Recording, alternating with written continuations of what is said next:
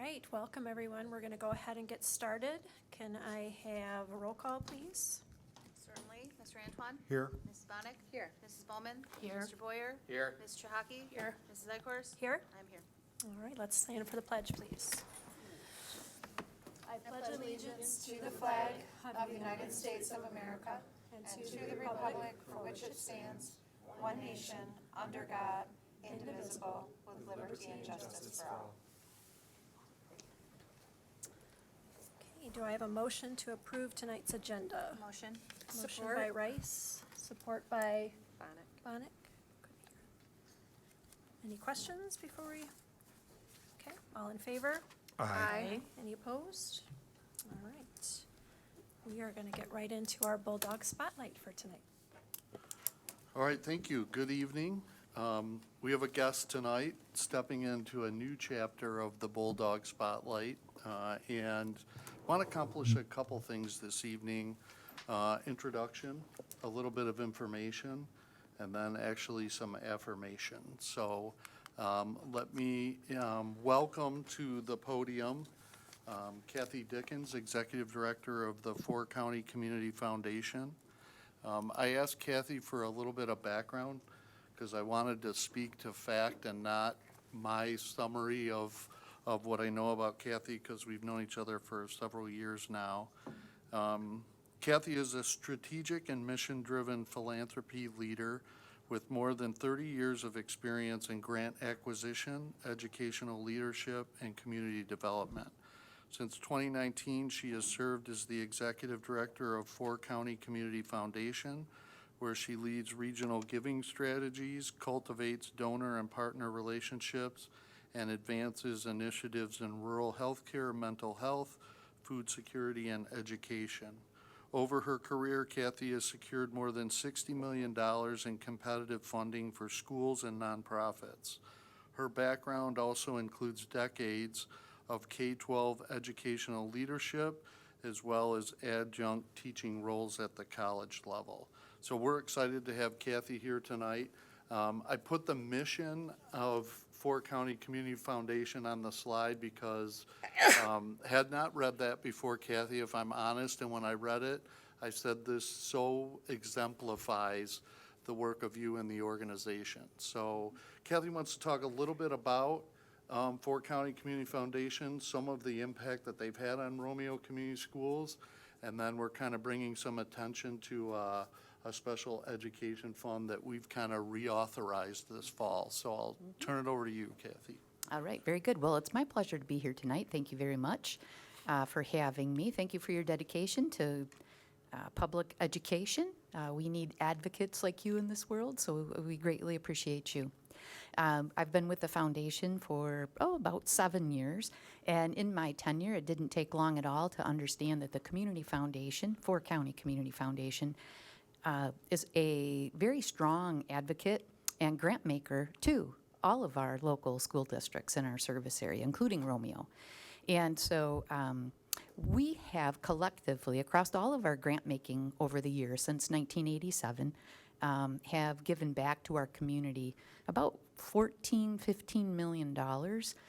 That's while, of course, saving money also, because we have several endowments. So we've grown, and we continue to grow as one would desire. And as we grow, we want to grow alongside, of course, our school districts. I am a strong advocate of Romeo. In fact, I have my daughter, trying to strong-arm her to get her grandson down here.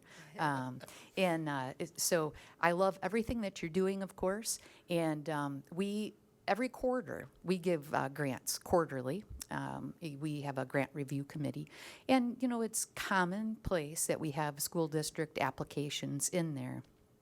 We will always, fund eligible, high-ranking applications. But what we endeavor to do really is to help cultivate a place where local people who admire Romeo schools like I do, to have a place to donate charitable funds. And so we have had, since 2014, long before I was with the foundation, we had what we called a 21st Century Fund. And only internal people knew about it, staff. of the foundation and trustees, and they granted to it. And so simply, I thought, well, why on earth are we keeping this gem a secret? We need to let the community in on it. And touched base with Dr. Robinson if we could do that, and he certainly gave us permission to make it public. What will that do for you? Well, on the quarterly grant cycle, if we can bring in some local charitable dollars from people who love the district, that will grow our grant-making capacity. So if people click onto the Romeo District Fund and they donate, those dollars go right into the wallet or purse, if you will, that grants back to teachers or staff here at the district who apply. So it's really a multiplier or an amplifier, if you will. And so the Romeo Community Schools Education Fund can be a fund that people donate to, perhaps $5, perhaps $10, maybe payroll deduction, maybe, a PayPal recurring donation monthly. So it could be of any amount, of course. It can also be a place, and I think that this is probably one of the more sophisticated reasons to have a fund like this with a community foundation, is that if somebody had a mind to reflect on their legacy, their family legacy, and realize that, boy, we've been here since the beginning of Romeo Community Schools and they have served us well, we'd like to leave them a gift in our estate plan, and perhaps it's a substantial gift. They could leave it to this fund, and then that again would only benefit your school district. So we could take donations of any size. And I wanted to highlight, and on the flyer, I've passed a few of them out, and I assume that you have the flyer in front of you there. There is a QR code that donors can go to. And what they're donating to, the mission of the fund, the purpose of the fund, as it says on the flyer, is to enhance the amount of money that we could grant to the Romeo schools. Second paragraph down there, the grants will fund classroom projects, field trips, student clubs, and other initiatives that enhance learning, foster creativity, and build community within the schools and other school-sponsored initiatives. Dr. Robinson took his time this summer to come out and visit the foundation and tell some trustees of mine and myself, what really enhanced the school district in regards to awards from 4 County.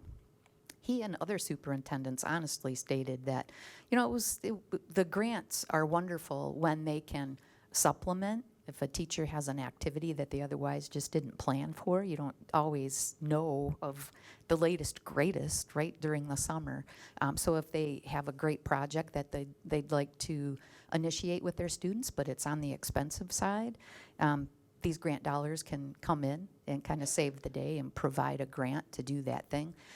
We've funded all kinds of initiatives, from building birdhouses to, in 4th grade, to literacy projects where teachers get a classroom library set of books, to large-scale robotics clubs specific to Romeo. And I did kind of outline some of the different things. I won't read through all of them, of course, but a sensory room at Croswell, library enrichment again at Hamilton, math material storage containers, recycling bins, science olympiad, middle school level readers, courtyard improvement. And so you can see the grant efforts are varied. So again, we'd just like to kind of grow the purse from which we pull our monies. This in no way, shape, or form reduces what was already available to you. It's just an additional. And so on the bottom of the flyer, you'll see, again, small gifts, large gifts. The foundation has a unique ability to take pretty much any type of gift that someone might want to give. Appreciated stock. We started a scholarship recently with a gift of grain from a farmer, which was really neat to realize. Gifts of real estate, life insurance, legacy, gifts and estate plans again. So there's nothing too small and there's nothing too large. And so with that, I would welcome all of you to consider a donation to the fund, as well as share the opportunity with your neighbors, your colleagues, and other people who are like-minded and really love and are loyal to the district that you all represent. So that's pretty much it. I would entertain a question or two if anybody had any. Kathy, can you speak a little bit? I just want to make sure that the board and community members who are here tonight or might watch understand that there are donors in the past that have created this endowment. So the fund we're not starting from zero. No, in it. no, no, Yeah. no. It's, as you said earlier, it's a reiteration of one that we've held. It was named 21st Century Grant, and we have them for all of our districts. And so really, we've just externalized these rather than wait for staff and, just the few people who knew about it. We're making it a community-wide initiative. We're kind of making it public. And so we've grown them to, probably 5 figures already. And so we're just, making you aware that it's there and we'd like to grow it. So one of the things with this spotlight, we're looking over the next 2 months as we get to the end of the year and, everyone starts to talk about the opportunity for year-end giving, just to bring attention to this, and then let it live and speak to it from time to time, because it's a direct benefit if you've seen some of the examples. And so we're excited, at this point in time, the Romeo Foundation for Educational Excellence, is no longer in place. And this was there along with it. So really want to bring some attention to this because it's an opportunity for our staff to reach out and ask for additional funding. And one of the things that I really appreciate about the foundation is there's a form that I have to approve, you know what I'm saying, before the application would go through. So it gives the district an opportunity, because it isn't always necessarily me. I might need to go talk to, Rob or Jennifer or Mary or someone, to just have that opportunity to say, you know what, this is something that the district should pay for, or the district should be ready to support. And I think, Kathy, one of the things you had on the list was our esports club at the high school that's trying to get off the ground. I know that they, I kind of encouraged them to consider an application a month or so ago, so it looks like that maybe was a recent approval. Yes, yes, yes. Awesome. Yes, and if you haven't heard, you will very soon. Okay, And, so- and quite honestly, the reiteration of the fund, the Romeo Community Schools Education Fund from 21st Century, one of the things we've added to it, honestly, by way of talking to you and other superintendents, was including clubs. Because we understand that participation in clubs, of course, gives a sense of belonging, a sense of empowerment, and is additive to the school climate in ways that, we can all feel it's palpable. Kids come to school because they have that, possibly, right? That's as a motivator at the end of the day. And so, and they often, I'm very familiar with school budgets, clubs come about, but we often don't have the budget dollars to support them. And so in comes the Community Foundation and this particular fund to help support. So we've added that in and made that transparent. We really want to meet needs. I just want to thank you for what you do. I have been part of the scholarship events the past couple springs, and whenever I come, we come with our family. It's clear that you are very passionate about what you do and gifted for your role, so thank you. 'Cause Oh, well, I appreciate you serve that. a Thank lot of you. students, not just here in Romeo, but, the whole county. Right. They are our future. Students are our future, for sure. That's why you're here. Other questions? So just a little snippet, more directly connected to Kathy serving the district as a part of course, her role, but beyond. Kathy's a member of our Academy Champions Board, and she has been since we formed the original board. Kathy didn't know at that time that me and Mrs. McFarland kind of knew the future and the desire to push that down to the K-8 level, and specifically some initial planning around that middle school community service nonprofit connection. And, of course, now I think maybe Kathy sees a little more direct connection than when we were just the high school academies, but certainly beneficial to that group. And within the last 2 years, I've spent a lot of time with the middle school staff and Jennifer, just the steering committee for the middle school academies. There's a lot of excitement, and so we're just grateful and want to show our appreciation. So we have a small token of our appreciation, Kathy. I'll read from the certificate. Romeo Community Schools and the Board of Education proudly recognizes Kathy Dickens in recognition of your service and commitment to Romeo Community Schools students, staff, and community. We are grateful for your support in the transformation efforts that we have undertaken over the past 6 years and look forward to your continued partnership for years to come. Our vision statement refers to invested community advocates, and you exemplify this in so many ways. You're a tremendous asset to all you serve, and we thank you. Oh, well, thank you very much.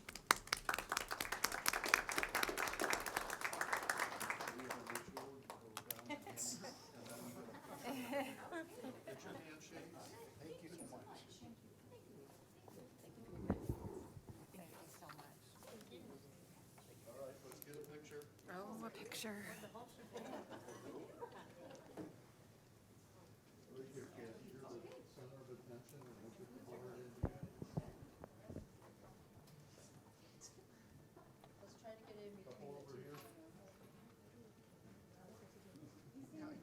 Front row people, you know who you are. All right, come on back. Yeah, every other. Thank you, Mrs. Bowman. Mrs. Bowman, don't hide. Every other. I'll go right between you guys. All right,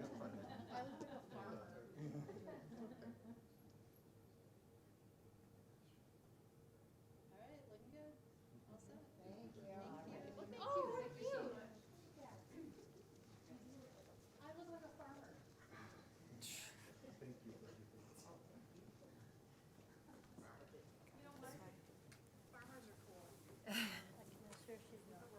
Farmers make the world go around. And that's our spotlight for tonight. So we are going to move on to presentations. Thank you, Mr. Murray. I'm sure Thank you've you for the prepared a great thing opportunity. for us. Good evening, everyone. As we enter year 3 of our implementation of Amplify CKLA, I thought that tonight might be a good night for us to showcase to the board the progress that we've made to date. As we've discussed in the past, it usually takes about 2 or 3 years for a curricular resource to really start showing positive gains, and that's where we're at. So I think that the timing is right, and spoiler alert, what we're doing is working. I don't want you to just take my word for it. I have some of the real stars of the show back there, the folks who are doing the work every single day with students and really making this thing work, here to tell their story as well. So recently I analyzed 3 years of data to measure the impact that CKLA was having in Romeo. The study was longitudinal in nature, meaning that I looked at the impact that CKLA was having across many grade levels over time. Taking this approach, looking at data from differing groups of students really allows us to have a better understanding of the scope of the impact that the curriculum is having and not let anomalies like a strong student cohort kind of cloud the data. And so I've been able to secure the information and we'll be sharing that tonight. Using a growth metric called percent of projected growth met that I will explain in a few minutes, when if positive, leads us to believe that not only is growth happening, but growth is our leading indicator and achievement is our lagging indicator right behind it.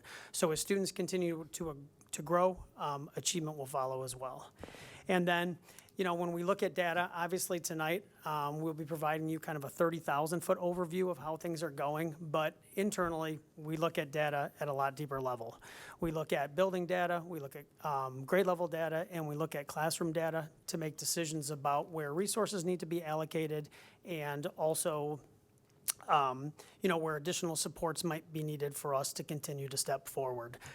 In short, there's always work to be done, so we've never arrived. So what is percent of projected growth met? For me, it's a tongue twister. It's the difference between the growth that is expected and the growth that actually happens. And when you think of that, and you think of a baseline standard, 100% projected growth met is what's typical. That's what's expected. So if we're dipping below 100%, when you look at student aggregate scores, almost 1,800 student data scores each year for the last 3 years, anything that falls below 100% means that we're not quite to what's typical or what's expected, and anything above means that we're making gains that are atypical. And when you start thinking about large numbers, even like 1% or 2 really matters. And why is it important? Well, it's important because it allows us to measure how well students are doing related to growth over a period of time. And so for the purposes of this study, I did establish a baseline, fall of 22 to fall of 23 as our baseline. That is the last year that we utilized a balanced literacy-based curriculum. Now we're in science of reading-based curriculum, which we'll get to in a little bit in terms of the lift. And then I took that data and laid it on top of the 2 years of CKLA data that we have. So you will see this now, and I'll give you a second to take a look at it. Again, in red is our baseline data. It says fall 23 on it. That's when the data was captured, but it's really fall of 22 to fall of 23. So from fall of 22 to fall of 23, you can see that we came in at 96% of projected growth met at the elementary level. That's below the typical 100% standard. Our first year of CKLA, which is represented in the orangish color there, was fall of 24. We jumped from 96% to 104%. And then green, which is fall of 24, to this fall, you can see that we moved from 104% to 109%. And so I am a little surprised that the fall of 24 data is so good, because that was our first year of implementation. And typically when teachers are given a new curricular resource, it takes a year just to get to know the resource, especially in the situation that we're in now, because I've said that moving from a balanced literacy-based curriculum to a science of reading-based curriculum is like turning a cruise ship 180 degrees. Like, the contrast in styles is completely different. And so really that's a credit, again, to the people who are doing the work every single day with kids, right? To get us to that spot and then to continue to push us forward. You know, and like I said, given the large number of students that are, whose data was used for this study, even small percentages like 4 and 5% really represent a significant positive impact that our curricular resource is having. So how do we do it is the question, maybe. I like to think of our approach as a 3-legged stool, right? On the left side there, you have Amplify CKLA, our core Tier 1 curriculum, right? You have to have a very strong curricular resource in order to make this thing go. Ms. McFarland and myself, our building principals and teachers, I think, subscribe to the idea that you can't intervene your way out of poor Tier 1 instruction. So our Tier 1 instruction has to be super strong. But we know, even with an upgraded curriculum, both in terms of usability, rigor, and relevance, we're going to have students who still struggle, and we need to be prepared for that. That's okay, right? And so we've taken a look at our intervention programming and made some tweaks to that.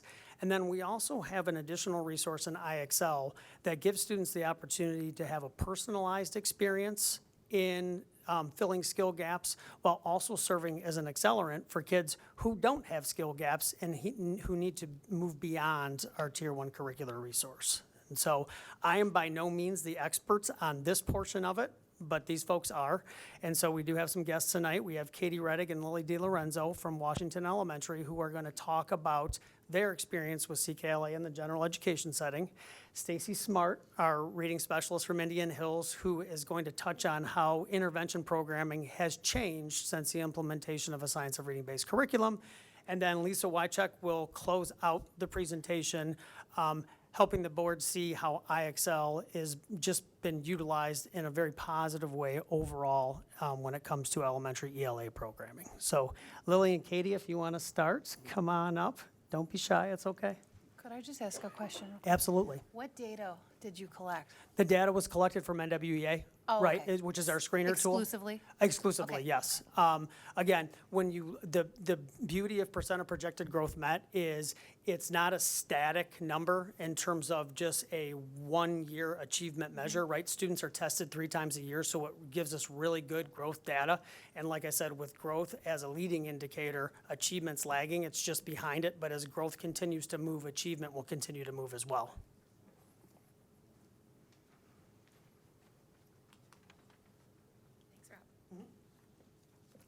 Hi, everyone. My name is Lily, and I'm a 5th grade teacher over at Washington Elementary. And I'm Katie, and I'm a 2nd grade teacher at Washington Elementary. So we've been working towards having the best learning outcomes for our students, and our classrooms have seen a really big change since starting CKLA. The change has had these improvements for not only engagement, but reading ability and interest, and we're really excited to share that with you tonight. So when we additionally adopted CKLA, I immediately noticed a really big shift in the type of instruction that it offered. So I began my teaching career here in Romeo in the fall of 2020, and we were using that balanced literacy approach that Rob touched on. Now we're focusing on structured literacy, where we're specifically teaching students not only what to look for when they're reading, but how to do it through the systems and structures that CKLA provides. When I began teaching, it was in 2021, and I saw those same difficulties. It was really hard to meet all the students' needs and making sure we cover the standards at the same time. And so far, I've really enjoyed teaching CKLA because it aligns with our standards very well, and it makes it easier to reach the needs of all of our students. And there's embedded progress monitoring within the units, and that's helped us as teachers, and it's helped us modify our instruction further from there on out. So as a fifth grade teacher, I'm gonna be honest, the first year of CKLA was a little bit of a struggle. It's really hard to see the big picture of the program. CKLA operates under the assumption that students have had this kindergarten, first, second, third, fourth grade. So starting it with some fifth graders, we heard a lot of, this is hard, or I don't know how to do this. The second year right away was a little bit smoother. Students started saying things like, oh, I remember this from last year. When I was in fourth grade, we read this story, and that connects to this. And this year with version 3, as we continue in our third year, that has just, there's no exception to that. Students are starting to make those connections between grade levels, which is really cool to see. My first year, I had the same challenges as Lily mentioned. A lot of the students didn't know a lot, and it was hard to, a lot of them mentioned, like, I didn't do this last year, we never had this, so now I'm seeing the effects later down the line, but the first year is very hard, especially with phonemic awareness and phonics. The focus now is really on that phonemic awareness, phonics, decoding. We learn how to decode first, and then they're able to read decodable text, and now they know what the story is about, so it increases their accuracy, their fluency, and obviously comprehension skills that go along with that. And so they're worried about the meaning of the text now versus just decoding the whole time. So this year particularly, I've noticed a really big shift in students' confidence in reading and writing. By fifth grade, students are pretty set in their ways. Either I'm a really good reader or I'm not so good at reading and I don't want to do this. Because CKLA is so structured, that sequence within the lessons helps students feel more secure and confident in their abilities. They know what to expect, they know what's next, and that confidence has really led to a more positive and participatory classroom during ELA time, which as a teacher is really all I want. I want them to be happy when they're there, and I want them to be willing to participate and share their ideas. I've noticed the same things with participation, engagement. They get so excited to read the next stories. They're like, when are we reading the next story? I'm like, I know, it's coming. So we always go through that every day. I see that spark of attention, and their conversations are sparked on their own when they're discussing it. And it's helped us as teachers see their new knowledge, and we can tell they're comprehending it too. And I love how it's connected to home as well. There's lots of take-home activities, there's parent letters, there's weekly spelling tests that they go home and study with their parents. So it's really great to have this parents involved too, not just the teachers. So I love that connection between home and school. Absolutely. And along with Katie's comprehension piece, I've noticed a really large increase in my students' academic vocabulary.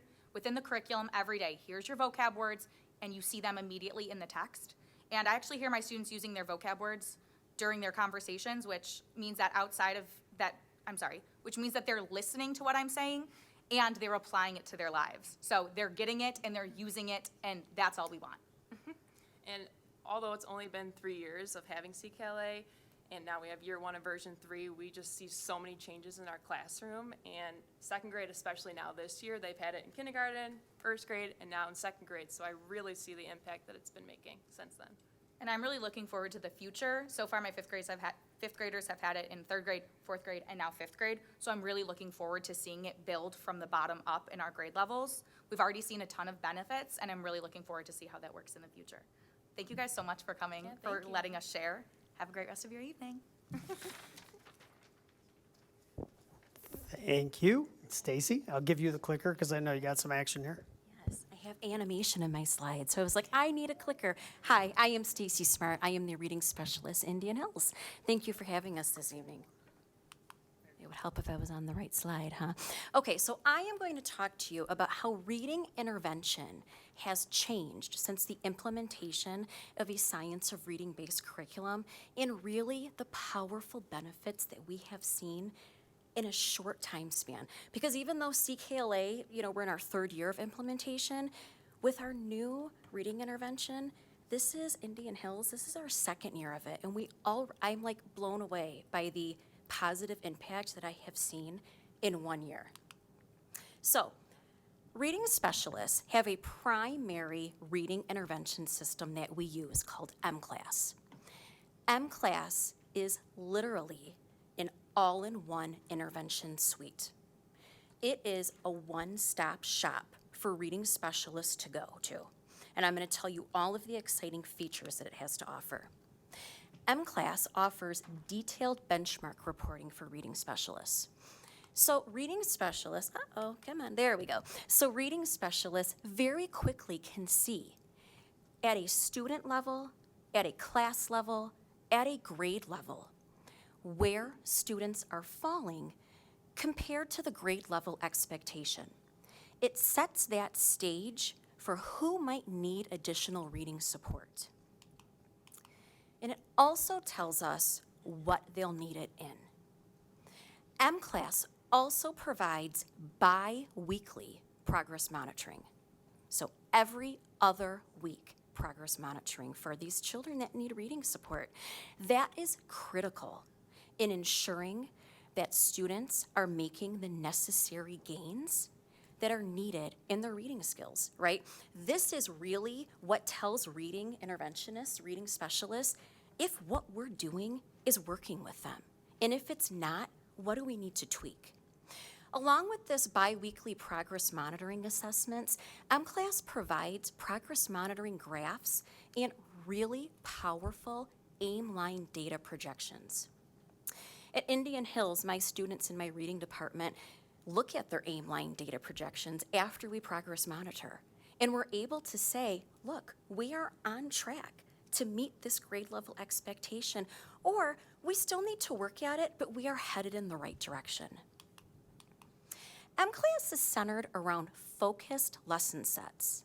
These lesson sets are 10 days in length, and each day contains 5 robust activities.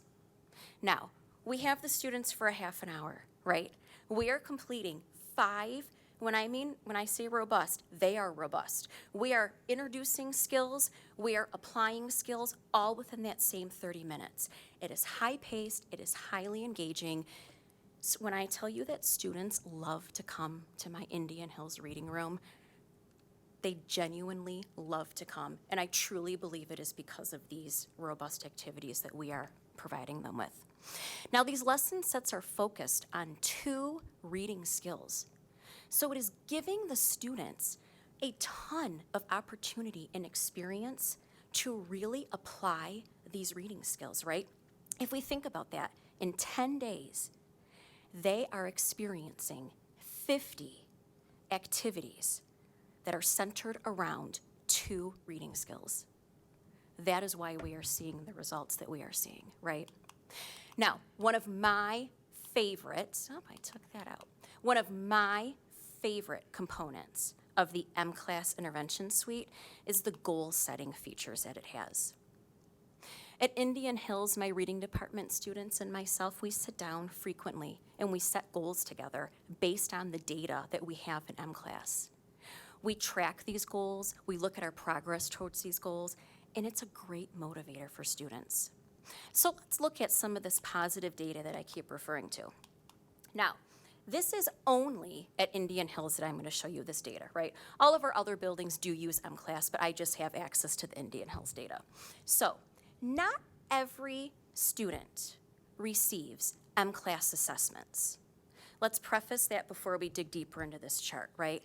Only students who are identified as needing digging deeper reading assessments based off of our NWEA screening results get this M-class assessment, okay? So we are not talking about all, 400 and whatever students we have at Indian Hills, right? We are talking about a much smaller population.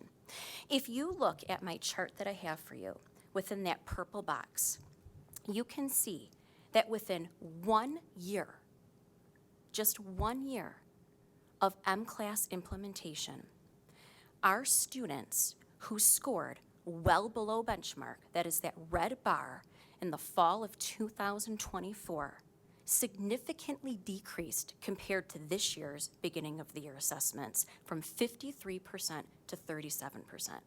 And these are children who might need a boost in reading, right? If we look at the opposite end of that spectrum, we can see that students in that green bar who scored in the fall of 2024, 14% of them scored at benchmark, so at grade level. At Indian Hills, we have increased that in 1 year to 29%. We are seeing phenomenal results with this intervention, and I can't wait to see what the future holds for it.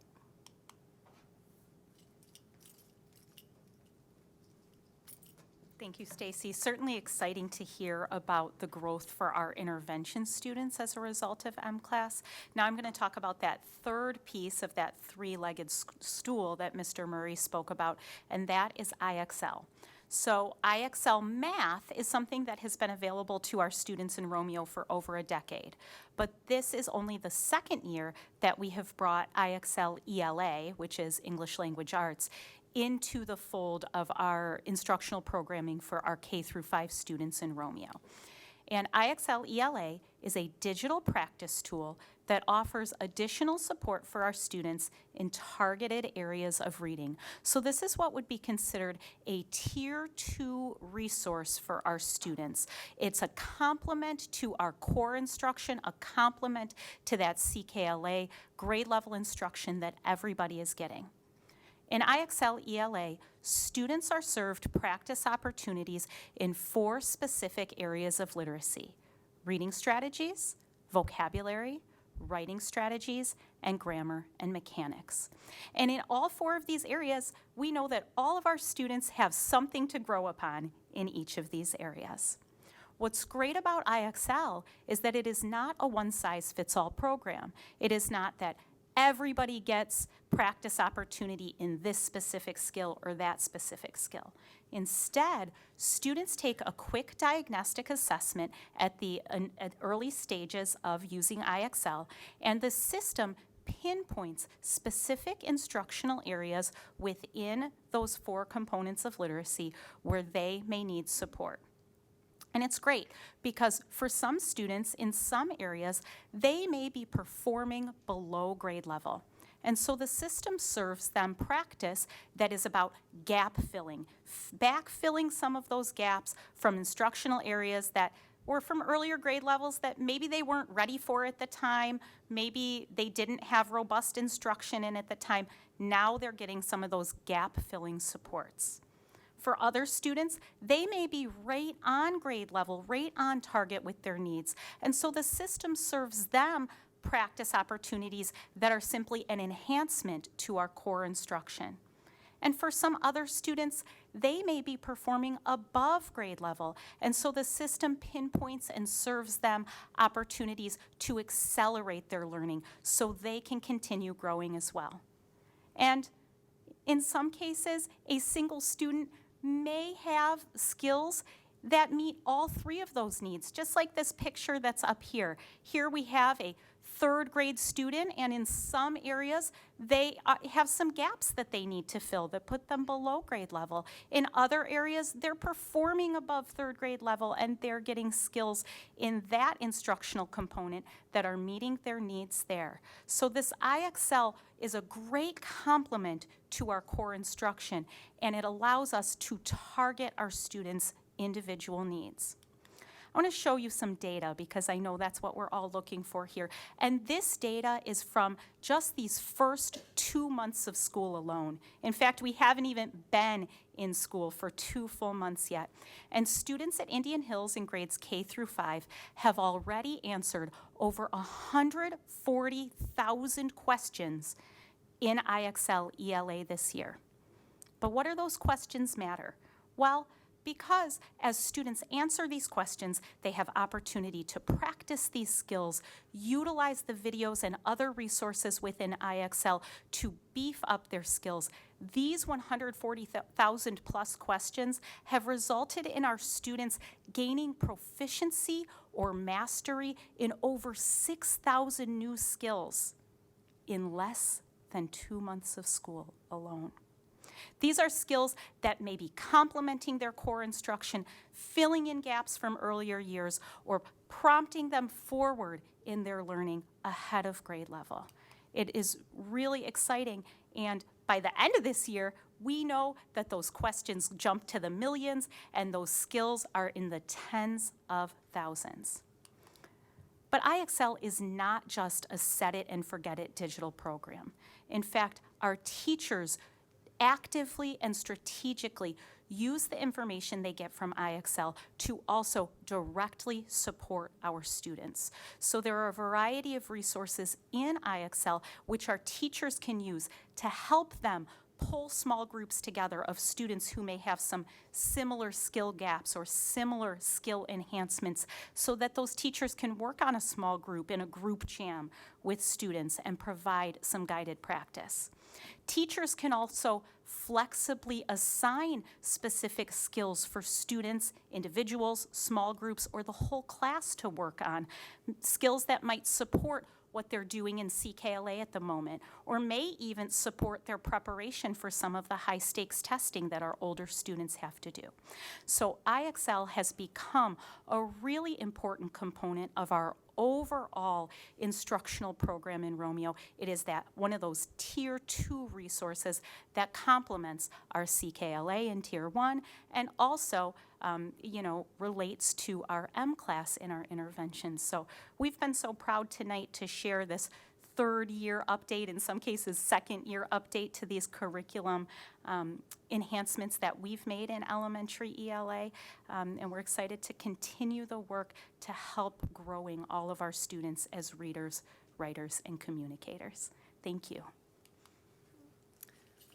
I just want to say thank you for taking the time after a long day to come and present that to us, and especially to the two Washington teachers. When you mentioned what year you were hired, I thought, wow, those are tough years to walk into the teaching profession. Really so tough. Thank you for staying and sticking with it in the work that you do. And we look forward to further updates, not only around CKLA, but obviously as our new math curriculum hits and we get a little further down the road there, we welcome the opportunity to come back and show what we can do. I just want to say, I'm the only one on this board that has little kids, but I have a 6th, 3rd, and 1st grader, and, well, elementary. Elementary age kids, right? There you And go. there's a really big difference that I see between my 3rd and 1st opposed to my 6th grader, who, my little ones are doing this, and I'm so impressed with this entire program, and I love it, you guys. I just love it. My kids are just blooming with this. It's awesome. Well, we appreciate that, and we're happy to be of service. Thank you. Yeah, it's good. My daughter worked directly with Stacy, and it was huge. So Katie and Lily, this is like a proud moment for me. First of all, you had the courage to come and present at the board meeting. So thank you for that.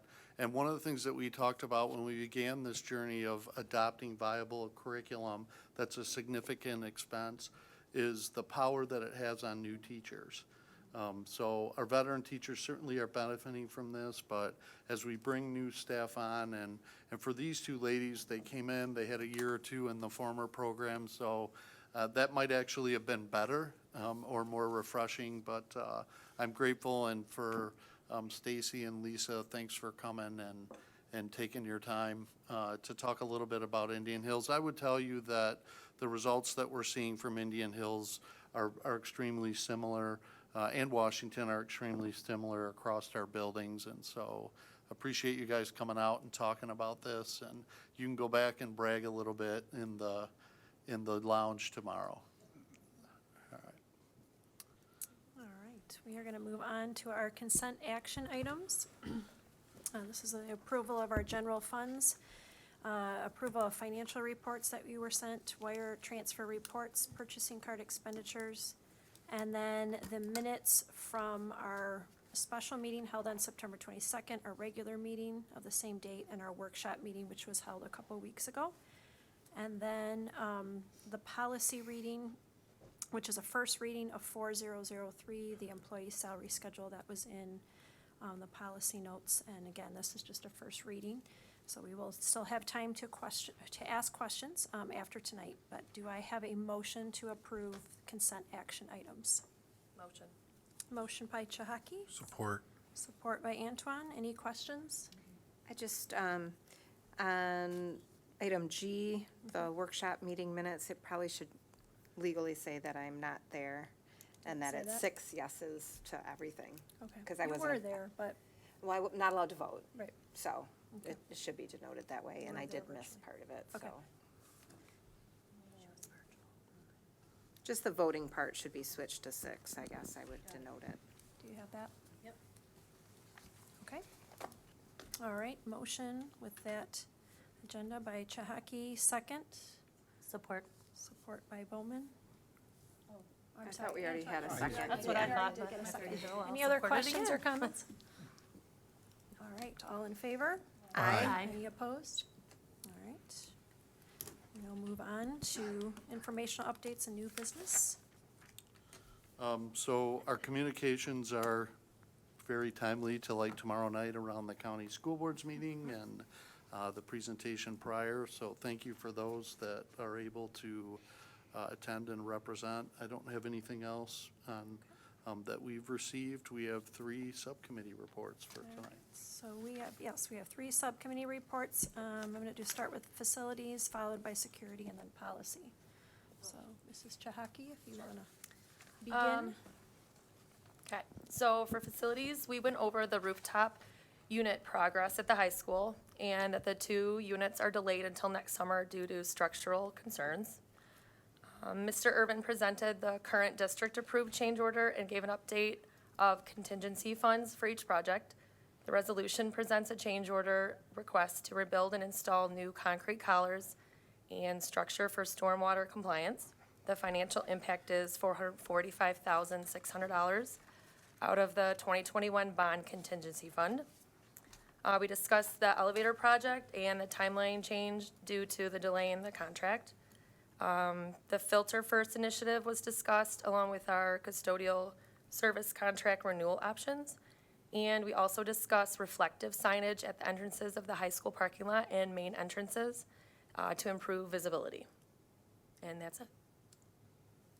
Any questions of facilities? I know we have one resolution tonight, 95, that came out of that.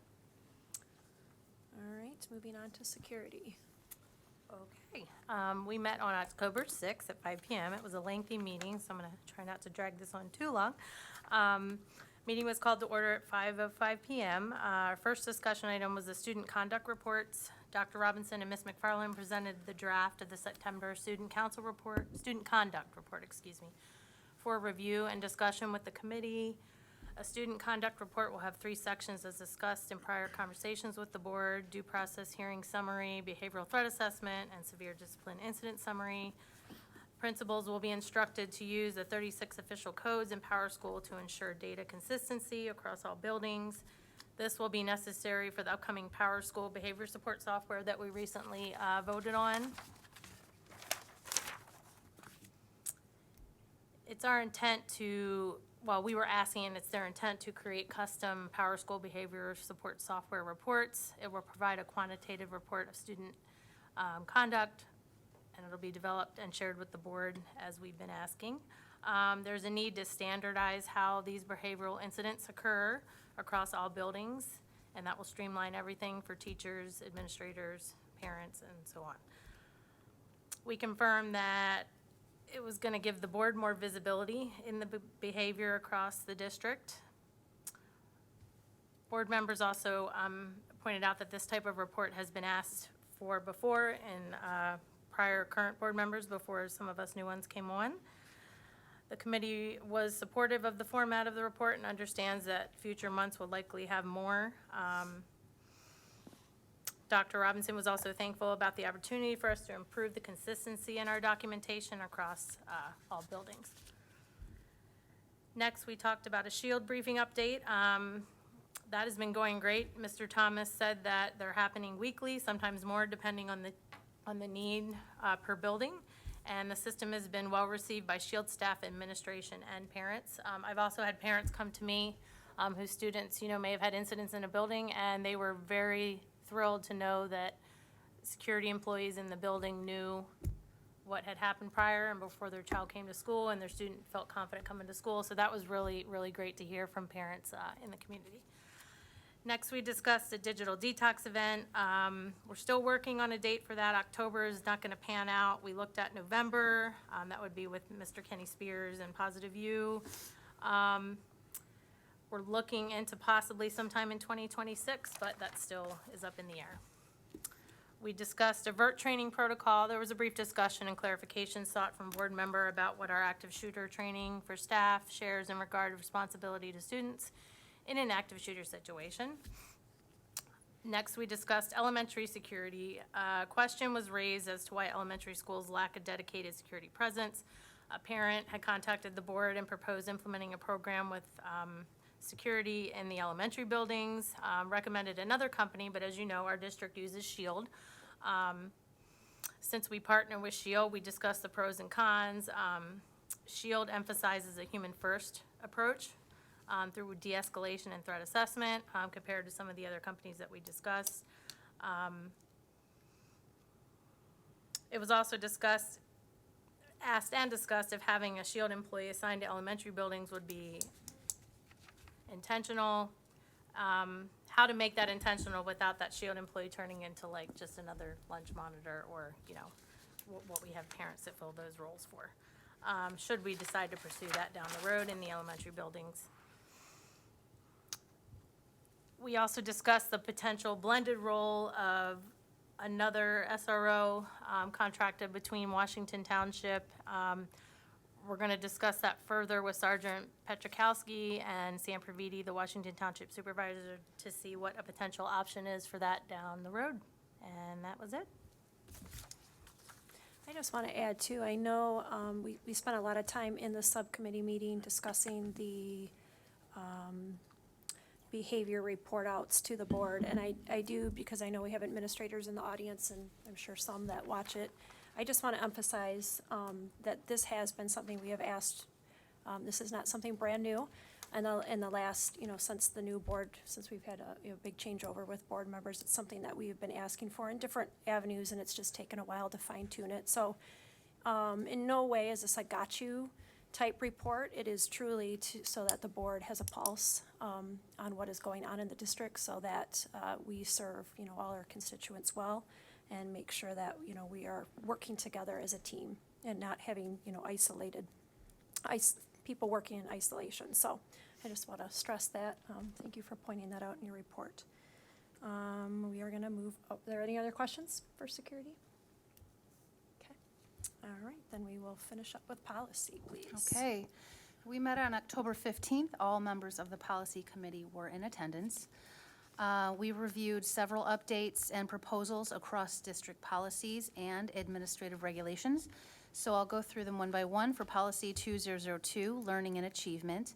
This update pertained to graduation requirements linked to the Universal FAFSA Challenge grant. We didn't apply for the grant, so this update is included in the report just for transparency's sake. Policy 4003, conditions of employment. We introduced a new section requiring salary schedules for employees not covered by collective bargaining agreements. The committee recommended that option, which allows the superintendent to create and present the schedule annually, aligning with recent legal rulings and statutory requirements. Those were the two policies. So in terms of administrative regulations, again, 2002, administrative regulations tied to policy 2002, it was deemed unnecessary, obviously, because we didn't apply for the grant.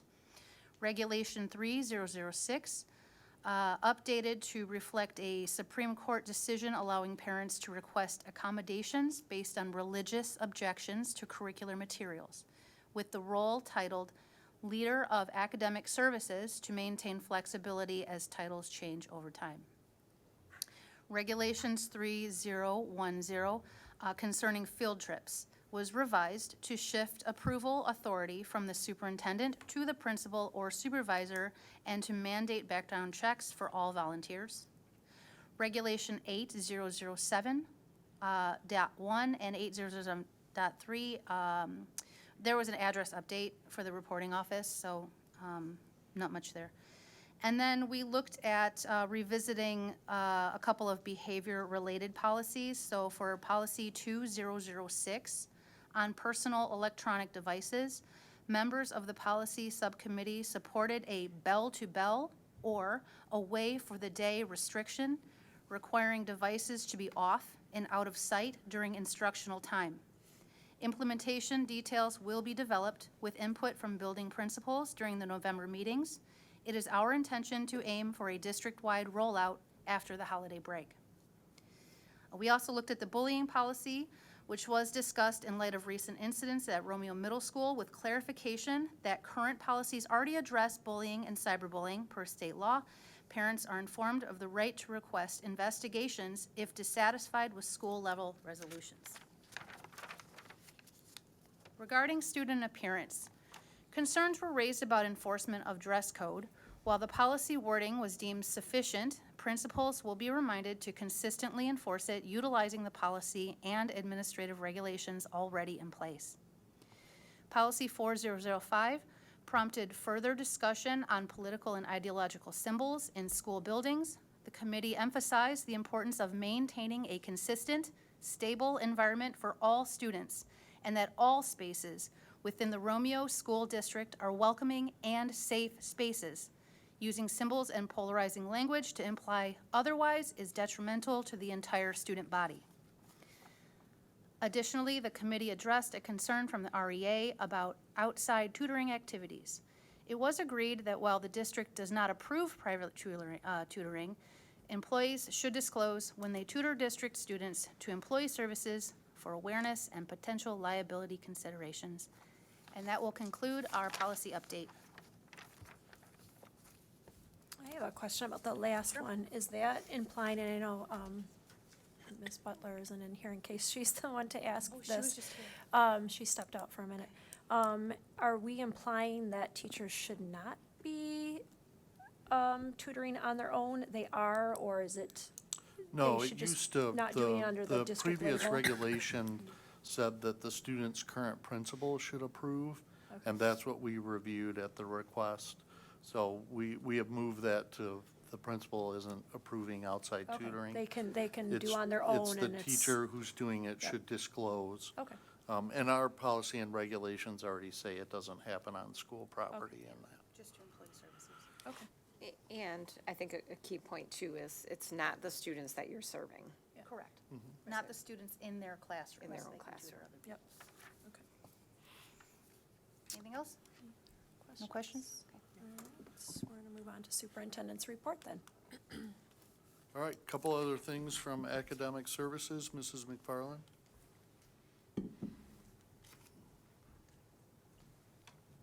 Good evening. We'll make it quick.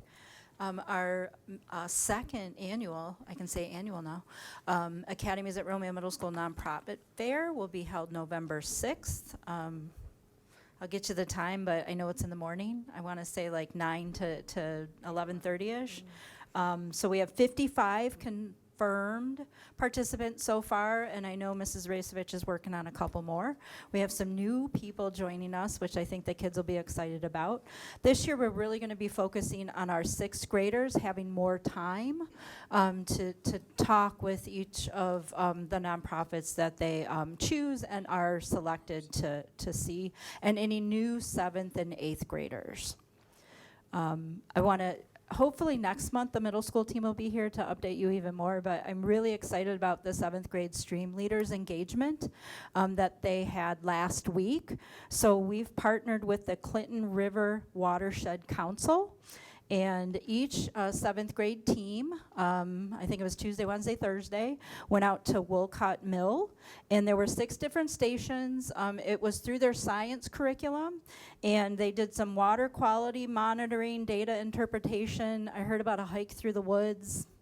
They had waders on, and we're trying to find critters in the water and some really cool things. And they will submit their findings to the Clinton River Watershed Council to be included in the data that they collect along the Clinton River, and then they'll do it again in the spring. So just like to thank our science teachers for leading the way with this engagement activity with one of our partners. And then just a reminder, thank you to everyone who's responded at the board table about attending our Fall Academy Advisory on November 13th.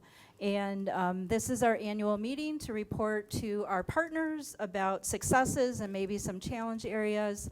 I'm really thrilled to, we'll be updating you on the efforts around our work-based learning. Mrs. Dawson's very excited about the placements that we've had and encourage some other people to step up for second semester. Those are all the updates I have. Are there any questions? Okay, thank you. Okay, thank you. Mrs. Lasky?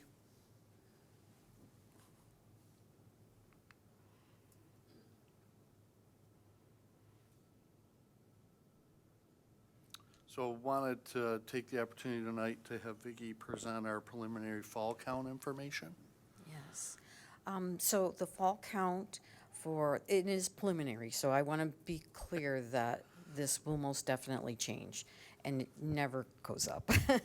So we have to look to make sure that all the students that were absent during count day have come back to school. Some of them have left and gone to other districts. So we have to make sure that we've accounted for those. And we also have to check the students that are in the virtual programs, that they're maintaining their communication, two-way communication through that period of time. So those little T's to cross and I's to dot are being done right now. And I think it's November 5th or 7th that it has to be finally reported to the ISD. So Kim Ozell is doing that, our pupil accountant. So fall 2025, we had 5,423 FTEs. I want to remind you that we only count 90% of that in our blended count. And then our spring 2025, so last spring was 5,273, and we do 10% of that. So when we take those two numbers together, we have a blended count of 5,408 FTEs. And we projected that we would have preliminary in our budget assumption of 5,357. So we're currently 51 students FTEs ahead. So I think that number will be down a little bit, as I talked about, but certainly positive news for our budget. And when we do the budget amendment, planning on that in December, we'll take that along with the budget that the governor has approved, and we'll put those things together and give you some more solid numbers, since we made some educated guesses when we came in June.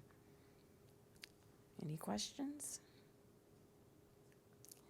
Full-time equivalent. Shares, eyeballs. So two different assessments in count. There's actual head count and then FTE. Some of our students are not with us for a full day due to dual enrollment and things like that. We also do FTE because some of our students in special education, it's a portion of their day.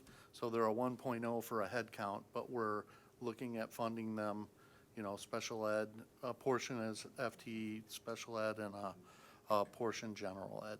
Head count's important, but FT is how we get paid. So that's the number that we like to use in the business office. All right, thank you. you. So quick check-in on the 2021 facilities bond. Our Group 3 projects, as we kind of heard a little bit about in the facilities report, we're really at the tail end of completion and closeout.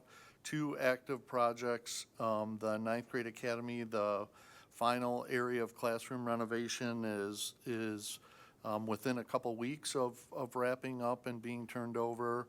And then you might see in the evening, we have ongoing work going on to get that courtyard renovation done, which I know is close to coming to an end. We're really hopeful to get the turf installation before winter, and our friends at Barton Mallow are working extended hours to make sure our contractors are on task. So another thank you to them for their support. We're going into the final phase. We're actually in the final phase, our Group 4 projects. And as we work through fall here, we're really moving now from design to estimation. So our initial projects that have gone through design, the architects have turned those over to be estimated by construction management. And then that will prepare us to go out for RFP. And so the major projects in this last group, a little smaller group of projects as the funds are being expended. There's renovations at the middle school, primarily the band and choir room. There's a shared storage area, practice room area in between those two rooms that we're really rethinking now that it's a middle school and not a high school, in addition to some cosmetic updates and things like that in the instructional rooms.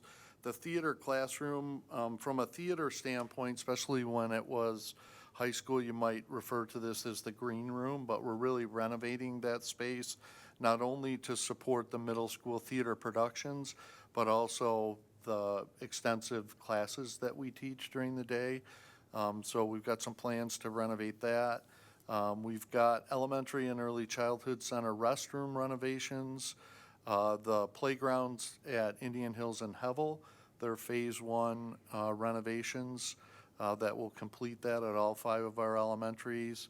And then pending the outcome of the November 4th bond, we're hoping that we might be able to get started on the auxiliary gym addition this spring prior to summer. So for the purposes of the board, in terms of board approval and contract awarding, we've got a group of projects slated for December, and then another group for January. Potential of that aux gym maybe going to the February meeting, but we're on track to get those approved contracts awarded, and bulk of this work would be done next summer, some of it going into the fall. But most of it is summer work. Any questions on 2021? I'd love to see the ninth grade academy with the renovation, so maybe before the next board meeting, if we could come earlier and see it. You Only bet. because I used to work here and I'd love to see the updates. Yeah, you bet. So We'll if do we a could do little that, that would be walking great. tour. You got it. And those other 4 rooms will be done and turned over by then, so Okay, we'll make perfect. sure we do that. No rest. November 2025 bond. We got about a week left in the campaign. And so in some ways, I could say time flies when you're having fun, and in other ways, I think it's about 18 or 19 presentations later in between community, municipalities, parents and staff. We've gotten the word out. Our job is to inform. And I've got a couple slides tonight that seem to have gotten a little bit of attention. We've had a little bit of ask about it in the survey and a little bit more kind of in person at presentations. And so I just felt this was the last opportunity that we could speak that might actually have some impact across more than just conversations that I can have through email or phone. And so what you're really looking at here is this question that comes of, well, if it doesn't pass, what happens to our taxes? So you're seeing a graphical representation of, on the left side there, 2025 to all the way over on the right is 2052. Okay, so we've got an extensive number, almost 30 years of time across the bottom. And then up the left is our debt retirement millage. And you'll see that currently at 3.85 mils. So one of the things that I'm emphasizing in our presentations we always want to talk about is 3.85 is the 3rd lowest in Macomb County, and that will not change with this proposal's approval. So what you begin to see over time, and this is the way we've been sharing this with folks at presentations through email and otherwise, is as our existing debt, which is represented in the black portion of each bar, begins to get paid off, with successful passage of the 2025 facilities bond, we would then to begin to bring in that funding, and that is the balance of the funding. So we tell people there's been some question about, I think inference that if it doesn't pass, the debt retirement rate goes to 0. and that doesn't happen in the summer of 2026. What we would actually see initially in the summer of 2026 is that the new bond would become 0.72 mils of the overall 3.85. And so there is the most significant change over the course of the next 12 to 15 years happens, of course, in this 2026 summer. Then there's a gradual change over time, and then you'll begin to see, really when you see significant drops, you're looking at second series of the 2016 bond being paid off, first series of the 2021, second series of the 2021 bond, and then you remember last spring we approved that last small amount, or the third series of bonds from 2021. So it really would be 2048 would be the first summer tax bill that the debt retirement rate would go to zero. So what's that look like in real numbers? And this is always dangerous to do this, but I'm going to give you two different perspectives because I think this is really what people want to know. So what you see on the top row there is market value of your home, and I've given two examples, 200,000 and 400,000. If your home's worth more than that, you do the math, okay? You can add them together, but 200 and 400, I think, would represent a decent portion of homes in our community, not all. And then we have to look at not what the market value is, but what the taxable value is, and that's 50% of market value. So we have to take that at 100 and 200 on those same homes. So the monthly tax avoidance, if this 2025 bond would not be passed, would be $8.17 at that $200 market value, and would be $16.33 at 400,000. Annual tax avoidance, $98, okay, and $196. That would be the entire year. And then tax avoidance over 10 years, if we didn't have the 2025 facilities bond, would be $980 and $1,096. These calculations from PFM, our financial advisor, are based on a 0.98 average annual millage rate decrease. And so you can see that in the data points on the red portion of each of those bars, it changes over time, but they've averaged all of those from 2025 to 2052. The average is 0.98, and that's what that table of information provides too. So I actually emailed the financial advisor right before I came over to the meeting because I wanted to speak specifically to the first year, because these numbers that I share are based on the average of 0.98. Okay, the drop is actually 0.72 that people would see in their summer tax bill next year. So that is actually $6 for that $200,000 market value, and $12 for 400,000, or 72 and 144. So at one of the community presentations, we've had some conversation about this. I told people I think the average home in Romeo would see about $140 a year decrease, $140. So this is actual hard numbers from the financial advisor to support this conversation around what happens to our taxes if in fact the facilities bond wouldn't pass. So hopefully this will get some of that information out. No substitute. I'm happy to speak any scenario with any member of the community in terms of knowing that. And we're shifting, like we're a week away, so it's really about what's your plan to vote if you haven't voted, how do you register if you're not registered to vote, and what does it look like next weekend for early voting, because early voting in a special election is different than early voting in a midterm or general election. So essentially what the clerk's offices in the municipalities are offering is the opportunity this coming weekend, primarily on Saturday, where people can go in and get an absentee ballot and fill it out and turn it in. And we have, I think, about 9 different precincts operational across our 5 or 6 municipalities. And this information is all on our website. We're going to start pushing this out this week because I think a lot of times we get into that election week and then something happens with our work schedule. We can't get home in time to get to the polls, or we're out of town. And so we just want to make sure that everyone in the community is aware of the opportunity to vote this weekend if that supports their schedule for the following week. But those weekend voting opportunities are actually absentee ballots that can be filled out and turned in. The other thing is if the ballot's been sitting on the kitchen counter and you've completed it and there's not time to get it in the mail, that you can also turn those in at the clerk's office and at these locations on the weekend. So we'll keep this information on our website, and really is what we're looking to promote in the last week here. And just grateful, to our parents. We've been pushing a lot of information out. We've got a one final set, I think, of our videos of the week, and our message is still thank you for your continued support. And we've been at this for almost a decade, and we really hope to reach the finish line together. Just to clarify, Dr. Robinson, so you cannot walk in to vote on this day unless you have an absentee ballot or you're registered? They'll allow you to fill out the application, get the ballot, and you literally can fill it out and turn it in. all Or at if that you want to time. vote in person, it is on Tuesday, and it's the 7 typical to 8 7 to p.m. 8 p.m. Yep.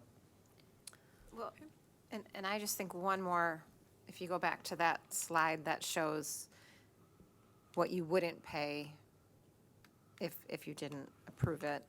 The flip side to that is you're gonna just, by approving it, you're paying what you're paying today, and it still can go down over time as different previous bonds fall off and taxable values change and all of that. So the flip side of that is if you keep doing the same. Yeah, whether we're looking at just the Yes. black portion of the bars or the red and black together, It still goes down. decline over time. Yes. The last thing, and this is really just because our committee meeting structure isn't going to allow maybe the appropriate groups to meet prior to our November 17th meeting. If you remember, we got the priorities process through 3 groups by June of last year, and we said we had this 4th group that we wanted to wait on until we got, first of all, an approved budget, and secondly, our count day from this fall. I never would have imagined those would have happened in reverse order, but they did. But we have the information we need.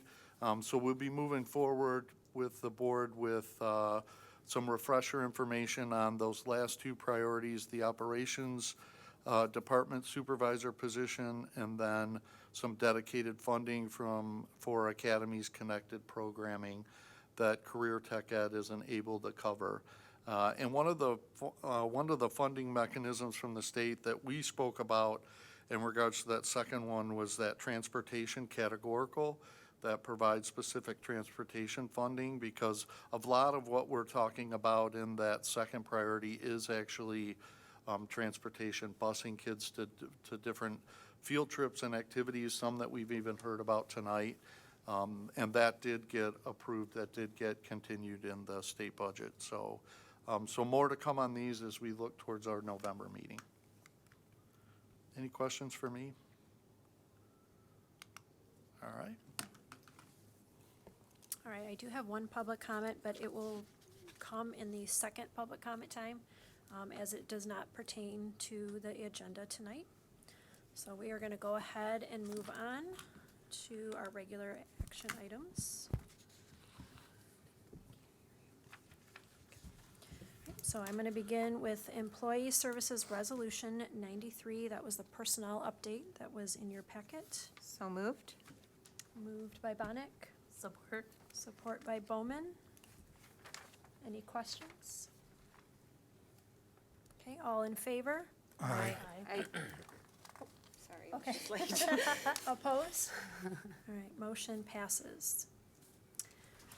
Academic Services Resolution Number 94. This is the Professional Development Advisory Committee members. This is a committee that is formed every year, and we just have to approve the membership. It was quite a lengthy list of names, also in your packet. So moved. Moved by Bonnick, Support. Support by Rice. Any questions? How often do they meet? Yes, Mrs. McFarland, I actually meant to ask this more when you were up here. Could you expand a little bit on it? She engrossed? No, she's She's looking it grabbing the up. information. Hurry. Tell us a little bit about what they do. Sure, so. Talk loud. Okay, so I'll just talk really loud. There you go. So typically we meet twice a year. This year I have 3 times a year because we're getting ahead of the ballgame. And the first meeting, what we'll do is review survey data on last year's professional development, both from our own internal source and the state MOEX website. They have to answer 2 questions. So we did that last year. It was quite eye-opening for the committee members to actually read what some of their colleagues said. Number one, it was very, gosh, I can't think of the word, but they were, they appreciated when teachers presented to them. So that was good for the teachers to see and hear. And then, yes, we do read them. So they went back to their colleagues to say, just don't put silly things. And then we'll work on what needs are coming up. So this is really planning for next year's, the 2026-27 kind of approvable professional learning throughout our school year next year. So we look back and reflect on last year. There's still time now that we're going to meet 3 times to maybe get some input around the March PD. So really they're the sounding board about how has it been going, what are the needs, what do surveys say, and how do we move forward to approve next year. There's quite a few stakeholders on it. Correct.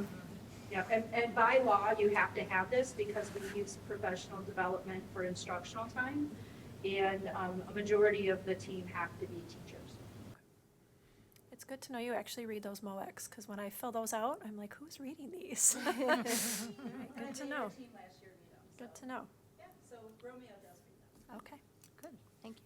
All right, can I just remind us who was the motion and second on that? Motion by Bonnick and support by me. Okay, any other questions? All in favor? Aye. Opposed? All right, motion passes. Motion Facilities Resolution number 95. This is the change order approval that was in your packet and also referenced in the facilities notes. Motion. Motion by Antoine, Second. second by Boyer. Any questions? All in favor? Aye. Opposed? Okay, motion passes. Moving on to Employee Services Resolution number 96. This was in your amended agenda to approve Executive Director of Employee Services. So moved?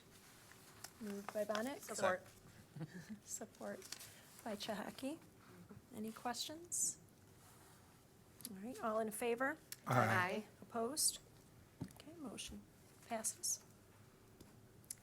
Okay, and then we should have taken care of this at the beginning of the agenda, but can I have a motion to move closed session to after our last public comment? Motion. Support. Okay, motion by Rice, support by Antoine. Okay, all in favor? Aye. Opposed? All right, so we'll move that to the last public comment. So that means we are gonna just move on to the board discussion for the good of the district. I'm looking forward to attending with a couple of you and Dr. Robinson tomorrow night to the MASB county meeting along with Mayor Duggan's presentation. So I'm looking forward to that. Thank you for those of you that can come. And Ms. Bonnet, do you mind giving a few updates from your time at MASB a couple weeks ago? Yes. Nope, it was just on last Thursday. Okay. And this is the annual conference, and I attended on behalf of Romeo to the delegate assembly. So you all had an email. I didn't know that you could actually watch it live, so if any of you did, then more power to you. I sat there with it's a huge ballroom, board members from all over. The delegates sit at a table because they're the only ones that are allowed to vote, and other members just sit and listen. There's a whole agenda. They did a legislative update, which really didn't have we get better legislative updates here. I mean, it was very broad, I shouldn't say that. There just wasn't much going on. And then there's an agenda where they go through amended resolutions, bylaw proposals, and to be honest, that one threw me a little bit. There was some amended proposals or resolutions. I would say this, the MASB, the bylaws and policies are such that it encourages local boards, but it still allows local boards to do their own things. So there were some members that would stand up and want to wordsmith their stuff, but they already have an advisory committee that's made up of a whole bunch of different school board members from around the state. So in all, the stuff that was amended by the committee all passed. And a few people that did have, some things, it would be no surprise to this board. It was communicable diseases, because the word vaccinations were in there. And again, it's encouraging school boards on what you would do. And then inclusive literature, so stuff around the library. So there was some discussion of it, but all in all, what you saw, and it's in you have the email passed. And the reality is our own local policies and procedures are what we do, and I kind of went back and forth between ours and what they were doing, and I think we've captured what we want for our community, so I didn't see it as any big issue. So, Well, thank you for being our representative. Yep. All right. Anyone else? All right. Nope, just get out and vote. Yes. It's coming up here pretty soon. All right, so we are going to move to our last public comment time. I do have one, and I apologize if I am not saying your name correctly. Mrs. Apollonio? Apollonio, okay. If you would like to come forward at this time.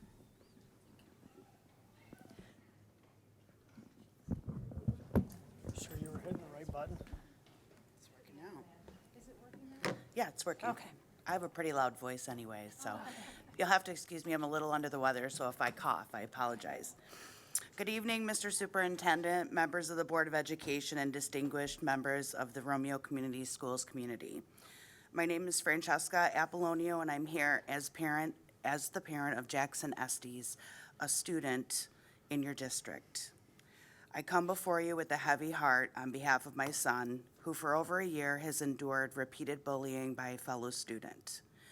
This is not a single incident. It is a persistent pattern of behavior that has eroded his sense of safety, his confidence, and his ability to simply go to school and learn without fear. I'm grateful that the Romeo Community Schools Student Parent Handbook clearly states a strong commitment to a safe educational environment. It emphasizes that the Board of Education, and I quote, protects all students from bullying, aggressive behavior, regardless of the subject matter or motivation for such impermissible behavior. The handbook further states that bullying or other aggressive behavior, written, physical, verbal, psychological, including hazing gestures, comments, threats, or actions that cause or threaten bodily harm or degradation, is strictly prohibited. It also reminds us that the district has a responsibility to maintain a safe environment conducive to learning, and that treating others with civility and respect and refusing to tolerate harassment or bullying is expected of administrators, faculty, staff, and volunteers. And so I ask, where have we fallen short? For more than a year, my son has been singled out, derided, taunted, excluded, and even in some instances, physically threatened. We've followed the recommended steps, we've reported incidents, we've sought support, but the unacceptable behavior has continued. The damage is real. Sleepless nights, dread about going to school, loss of friendships, diminished enthusiasm for learning. I stand here not just for my son, but for all students who should feel safe and supported each day in their school. The handbook says, and rightly so, that bullying will not be tolerated and that the district will act. Today, I ask you to reaffirm that promise with action. I ask you to, 1, do a thorough review of what has been done in this case, what steps were taken, and what outcomes were, and why the pattern has not stopped. 2, an improved intervention plan tailored to this situation so that we move beyond "will monitor" to "we will protect and restore." Clear communication with parents about what is expected, resolution timelines, and how you will ensure the handbook's standards are being met. Assurance that no matter how long an issue persists, it will continue to receive attention until the pattern of bullying ceases and the student who is being harmed is safe, supported, and restoring their trust in the school. My hope and my expectation is that Romeo Community Schools will live up to the language of its handbook, that every student is protected from bullying regardless of motivation, and that the adults in our school refuse to tolerate such treatment. If we allow one child to suffer in silence, we undermine the very foundation of the safe learning environment your district promises. Thank you for your time, your attention, and your dedication to the well-being of our children. I look forward to working with you all to ensure this harmful pattern ends, and that my son, others like him, and my son and others like him can feel safe, valued, and able to learn without fear. Thank you. Thank you.